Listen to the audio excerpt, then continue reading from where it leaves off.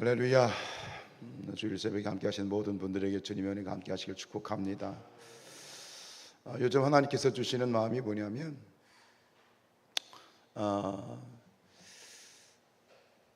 하나님이 주신 약속은 반드시 이루어진다. 근데 눈앞의 현실을 보지 마라 라고 하는 거. 그리고 한 가지 더, 기도하는 자들은 더 깨어 기도하라, 그런 마음을 주셨어요. 구체적으로 제가 그 내용을 말씀 안 드리겠습니다만, 하나님은 살아계십니다. 그리고 하나님이 한 번 약속은 영원히 지키시고요. 근데 중요한 것은 수많은 사람들이 기도해서 그 약속이 지켜지는 것이 아니라 한 사람 하나님 앞에 정말 전심으로 깨어 기도하는 한 사람을 통해서 하나님이 약속을 이루시는 것이다. 그것은 우리 성산교회를 향하신 하나님의 마음인 줄로 믿습니다. 깨어 기도하는 여러분들, 새벽에 이렇게 나올 때마다, 집에서 걸어 나올 때마다 드는 생각이 있어요. 뭐냐면, 참 이 새벽을 깨우는 성도들이 참 귀하다. 목사인 저도 매일 새벽마다 힘든데 목사는 목사라서 그렇다고 하지만 새벽을 깨우는 성도들이 너무 귀하다. 하나님 감사합니다. 그런 마음 고백을 하거든요. 여러분, 깨어있는 자들이 더 깨어 하나님께 부르짖어 기도해야 되겠습니다. 하나님의 뜻이, 하나님의 약속이 반드시 성취됩니다. 자, 오늘 우리가 30장을 읽었는데요, 어제 읽었던 29장, 30장, 31장 이것을 같이 묶어서 우리가 봐야 돼요. 왜냐하면 이 세 장은 욥의 마지막 독백과도 같은 그런 이야기거든요. 어제 29장에서 욥이 했던 이야기가 뭡니까? 과거를 회상했죠. 하나님과 함께 참 잘 나가던 때, 참 잘 먹고 잘 살고 좀 행복했던 그런 과거에 대한 그런 회상이었죠. 근데 오늘은 뭡니까? 오늘 이렇게 시작합니다. 그러나, 과거는 그랬는데 그러나 1절에 보면 이제는 나보다 젊은 자들이 나를 비웃는구나. 과거는 그렇게 좀 행복하고 형통하고 정말 속된 말로 끝발날리는 그러한 날이었는데, 지금 현재는 너무나도 비참한 그러한 현실이다라고 하는 겁니다. 1절에 보면 이렇게 얘기하죠. 그들의 아비들은 젊은 자들이 나를 비웃는구나. 그들의 아비들은 내가 보기에 내 양떼를 지키는 개 중에도 둘만하지 못한 자들이니라. 지금 그 아비들이 양떼를 지키는 개만도 못했는데 그 개만도 못한 자의 자식들이 지금 나를 비웃고 있다 이거예요. 굉장히 아주 비참한 현실을 이렇게 표현하고 있는 거죠. 30장 내내 그 얘기예요. 다른 얘기 없어요. 그런 비참함, 비참해지고 낮춰지고 내 인생이 정말 바닥이 아니라 아주 그냥 땅속 깊이에 처박혀 있는 그런 자신의 비참한 현실을 지금 노래하고 있는데요. 그럼 미루어 생각해 보면, 여러분 31장은 어떤 이야기일까요? 29장은 과거의 회상이고 30장은 현재에 대한 이야기예요. 그럼 31장은 그래요. 미래에 대한 결단, 자기의 결단. 그럼에도 불구하고 나는 이렇게 하리라 라고 하는 그런 결단의 이야기가 이제 31장에서 나오게 돼요.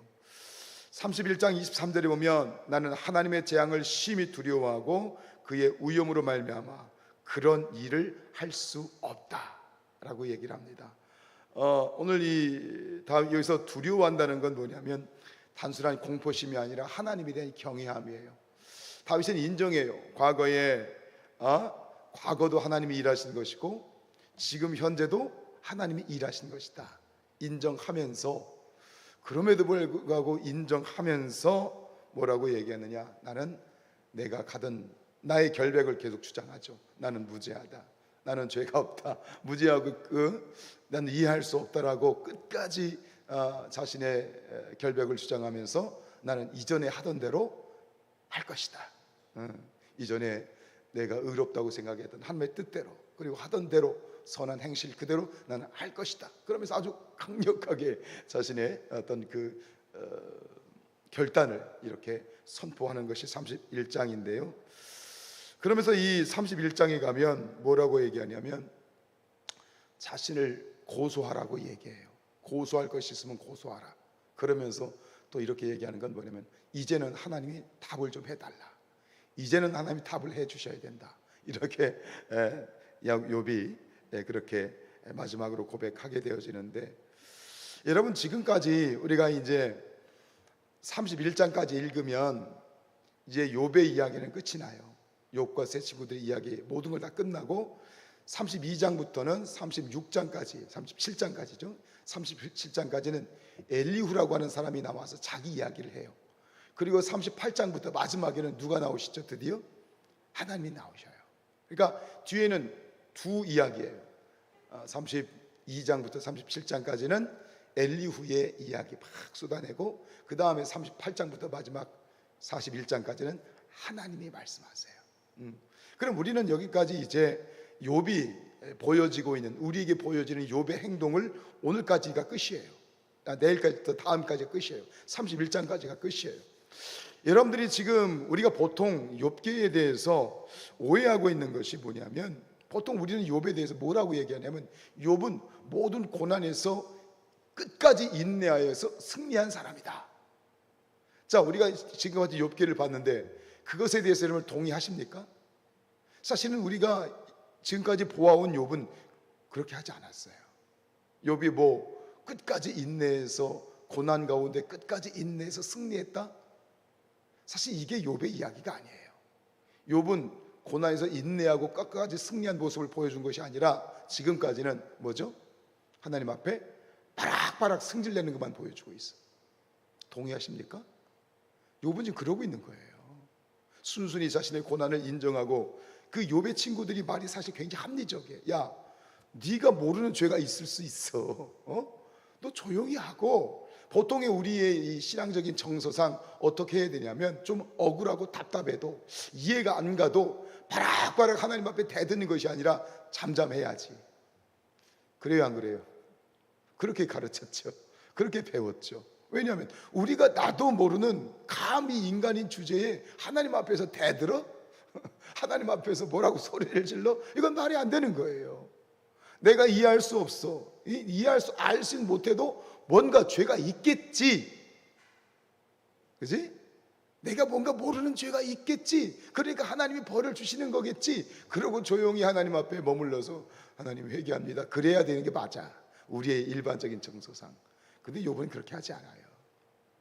욥은 그렇게 하지 않아요. 끝까지 주장해요. 좋습니다. 우리는 인간이기 때문에 하나님 앞에 죄인인 건 인정합니다. 이 말이에요. 욥도. 그건 기본적인 건 인정해요. 우리는 인간이니까 죄인 건 인정합니다. 그러나 아무리 그렇다 할지라도 내가 그만큼 큰 죄 지은 게 없습니다. 이렇게 큰 고통을 받을 정도로 나는 그렇게 불의한 게 없습니다. 오히려 선하게 살고, 헐벗은 자들을 내가 돌보아주고, 굶주린 자들을 돌보아주고, 먹을 걸 주고, 나그네를 내가 보호해주고, 내가 그러려고 노력했지. 아무리 생각해도 저는 그만큼 큰 죄를 짓지 않았습니다. 이렇게 지금 끝까지 하나님 앞에 승질을 내고 있어요. 제가 요즘 제 가슴을 뜨겁게 만드는 두 책을 발견했는데, 모처럼 말씀 앞에서 제 가슴이 뜨거워지는 걸 느꼈는데, 그게 뭐냐면 구약에서는 욥기고요. 나중에 욥기를 읽으면서 새벽에는 한 장씩 훅훅 넘어가지만 제 마음에 어떤 도전을 주셨냐면, 나중에 이 욥기를 주일에 다시 한번 강해했으면 좋겠다는 마음이 생겼어요. 구약에서는 욥기고 신약에서는 요한계시록이에요. 두 책의 공통점이 있어요. 그게 뭐냐면 현실이 똑같아요. 고난이에요. 고난. 근데 그게 굉장히 와닿더라고요. 어느 성도님이 며칠 전에 그런 얘기를 하시더라고요. 목사님, 제가 욥기를 처음에 읽기 시작하는데요, 얼마나 울었는지 몰라요. 여러분, 이 욥기의 이야기가 누구의 이야기죠? 따지고 보면 우리의 이야기예요. 우리가 그걸 포기했잖아. 우리가 살아가다 보면 욥이 하는 얘기하고 똑같은 고백을 우리가 할 때가 많아요. 도대체 나는 알 수 없다. 내가 알고 있는 하나님이 이런 하나님이 아닌데, 내가 알고 있는 하나님은 이런 하나님인데, 그 하나님은 내가 만나는 현실 속에서는 내가 알고 있는 하나님의 범위를 벗어나 있어. 여기서 우리는 어떻게 하냐면, 욥의 세 친구가 했던 얘기 그대로 해. 나는 알 수 없지만, 좀 억울하지만 내가 모르는 죄가 있겠지. 그리고 그걸 내려놔요. 이건 타협이에요. 마치 그것이 마치 신앙이 좋은 것처럼 우리는 배워왔고 그래야 된다고 우리는 은연중에 생각하는데, 오히려 하나님은 이 욥기를 통해서 우리에게 도전하시는 거예요. 우리에게 도발하시는 거예요. 야, 너희가 알 수 없고 이해되지 않는 것에 대해서 무조건 아멘하고 무조건 믿음인 것처럼, 믿음이 좋은 것처럼 그렇게 하지 마. 오히려 우리에게 하나님이 도전하시는 건 뭐냐면, 너희가 납득될 때까지 하나님과 씨름해. 욥은 어떻게 합니까? 하나님은 버리지 않아요. 이 욥이 하나님 앞에 바락바락 대들면서 하나님께 승질을 내면서 하나님 앞에 도전하고, 이제는 하나님이 내게 말씀해 주셔야 되는 거 아닙니까? 라고 도전하는 것은 무슨 얘기입니까? 하나님, 저는 내 이해로는 해결할 수 없고 내 힘으로는 해결할 수 없습니다. 하나님만이 해결하실 수 있습니다. 하나님만이 해결하실 수 있으니 하나님이 정말 제발 대답해 주십시오 라고 끝까지 하나님과 씨름하는 거예요. 마치 누구처럼? 야복강가에서 하나님과 씨름했던 누구처럼? 야곱처럼. 야곱이 자신의 만난 현실에 대해서, 두려움에 대해서, 고통에 대해서 이제 그 야복강가에서 하나님과 씨름했다고 나왔잖아요. 거기 보면 천사와 씨름했다, 어떤 사람과 씨름했다고 되어 있지만, 그 야곱이 씨름한 그 대상 천사는 누구예요? 하나님이거든요. 그래서 나중에 뭐라고 말씀하시죠? 창세기 32장 28절에 보면 내 이름을 이스라엘이라 부를 것이다. 이건 야곱이라고 하지 않고 너는 이제 이부터 이스라엘이라 하리라. 그 이스라엘의 뜻이 뭐예요? 내가 하나님과 겨루어 이겼다는 거예요. 이게 무슨 뜻입니까? 결국 우리가 하나님 앞에서 우리의 삶에 대해서 하나님이 우리에게 원하시는 것은 단순히 타협하지 말고, 그냥 체념하지 말고, 내려놓지 말고, 하나님 앞에서 정말 몸부림치면서 하나님 앞에 바락바락 대들면서라도 씨름하면서 해결해야 될 것은 반드시 네가 해결하라는 거예요. 다음에도 그런 얘기 드리겠습니다. 욥기를 읽으면서 저는 결국 이 욥과 세 친구의 이야기가 이제 이렇게 해결이 되지 않고, 뒤에서 하나님이 이것에 대해서 정확하게 대답하지 않고, 하나님은 단지 창조주이신 것을 말씀하실 뿐이에요. 시원한 대답은 없어요. 그러면서 어떤 느낌이 드냐면, 어떤 마음을 주시냐면, 욥기가 우리에게 가르치는 것은 어떤 정답을 주려고 하는 것이 아니라 오히려 우리에게 과정을 배우라고 주시는 책 같아요. 우리는 끝까지 이해하지 못하는 일들이 아마 끝까지 있을 거예요. 근데 그렇다고 해도 그것을 포기하지 말고 결국 하나님 앞에서 욥과 같이, 그리고 야곱과 같이 씨름하면서 하나님과 씨름하라는 거예요. 그 과정 가운데 어떻게 된다? 마침내 우리는 욥기 42장이 기다리고 있다는 거예요. 그 과정이에요. 여러분, 우리가 살아가면서 이해되지 않고 납득되지 않는 일들이 얼마나 많습니까? 내려놓지 마십시오. 체념하지 마십시오. 마치 신앙이 좋은 것처럼 하나님 뜻이겠지 그러지 마시고 하나님께 물으십시오. 하나님과 씨름하십시오. 그리고 하나님의 음성을 들으십시오. 그것이 우리가 신앙이 성장하는 것이고요, 성숙하는 것이고요, 하나님이 우리에게 그걸 원하신다고 생각해요. 전에 말씀드렸던 박완서라고 하는 그런 작가, 작고하셨죠. 하나밖에 없는 외아들, 의대생이에요. 정말 착한 아들이에요. 누구하고 정말 비교할 수 없는 정말 멋진 아들이었어요. 그 아들이 그런데 대학교 의대를 다니다가 죽었어요. 외아들이에요. 근데 그때 이 박완서 작가가 하나님 앞에 이렇게 기도해요. 하나님, 한 말씀만 해주십시오.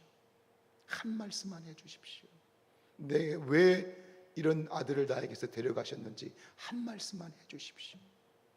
이 박완서 씨는 끝까지 하나님과 씨름해요. 그리고 결국 그 끝에서 결국 하나님의 그런 어떤 뜻을 발견을 하게 되고 상처 입은 치유자가 되지요. 오늘도 우리가 말씀과 기도를 통해서 하나님과 씨름하시길 축복합니다. 하나님께서 주시는, 또 보여주시는, 또 우리 과정 자체로도 우리는 충분히 하나님의 은혜 안에 있겠지요. 또 그렇게 하나님과 씨름하는, 또 하나님 앞 대면하는 그런, 또 그 과정 가운데 하나님의 큰 은혜를 또 받아 누리는 저와 우리가 될 수 있기를